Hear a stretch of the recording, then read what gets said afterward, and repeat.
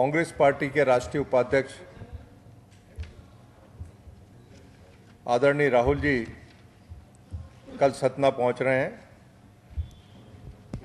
और सतना में उनके साथ में ऑल इंडिया कांग्रेस कमेटी के महामंत्री मोहन प्रकाश जी, प्रदेश कांग्रेस के अध्यक्ष अरुण यादव जी, नेता प्रतिपक्ष सतदेव कटारी जी वहां पर उनके साथ मौजूद रहेंगे। हमारा जो घोषणा पत्र है जो कल एआईसीसी ने जारी किया, सर्वप्रथम पूरे देश के अंदर कांग्रेस पार्टी ने अपना घोषणा पत्र जारी किया और उसमें ये बात साफ हो गई है कि 10 करोड़ युवाओं को कांग्रेस पार्टी रोजगार उपलब्ध करवाएगी।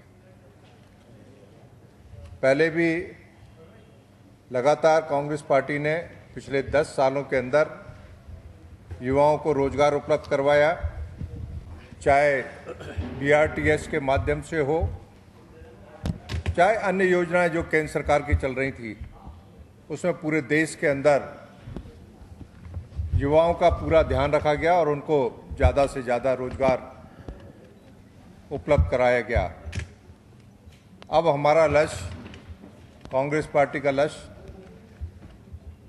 10 करोड़ युवाओं को रोजगार उपलब्ध करवाना है।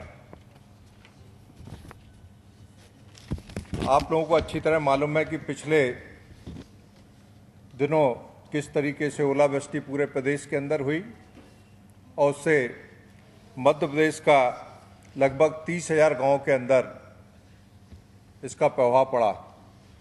लेकिन मध्य प्रदेश के मुख्यमंत्री शिवराज सिंह चौहान लगातार झूठ बोलते रहे। पहले उन्होंने कहा जब वो दिल्ली गए कि प्रधानमंत्री जी दिल्ली में हैं और मुझे मिलने का समय नहीं दे रहे हैं, जबकि उन्होंने समय मांगा ही नहीं था और प्रधानमंत्री जी 4 दिन के लिए विदेश यात्रा पर गए थे। वो इतना झूठ बोला उन्होंने कि मैंने प्रधानमंत्री जी से को अपना प्रतिवेदन भेज दिया है, ओला पीड़ितों के लिए मदद मांगी है, ना ही उन्होंने कोई प्रतिवेदन भेजा, ना ही मध्य प्रदेश में सर्वे करवाया कि कितना नुकसान ओला पीड़ितों का हुआ है, किसानों का। सिर्फ प्रदेश में वातावरण को बिगाड़ने के अलावा कोई दूसरा काम नहीं किया। आज तक भी किसानों को कोई राहत नहीं दी गई है और ना ही सर्वे हुआ।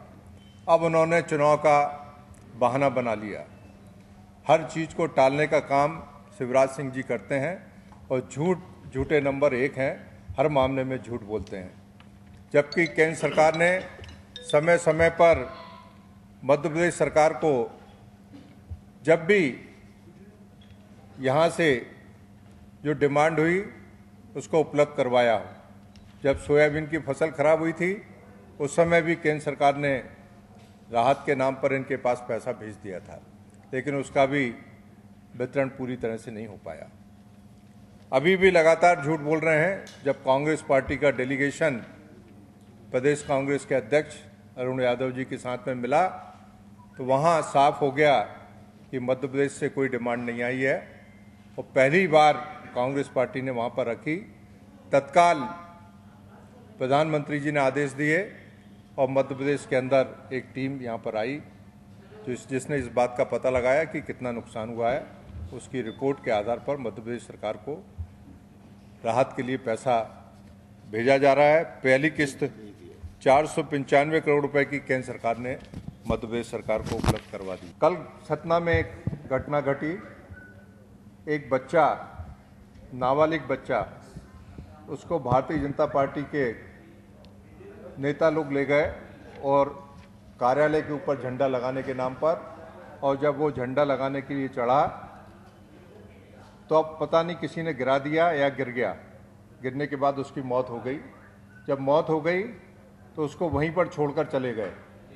उसको अस्पताल तक भी नहीं पहुंचाया कि क्या स्थिति उसकी थी या नहीं थी, और ना ही उसकी कोई जिम्मेदारी ली।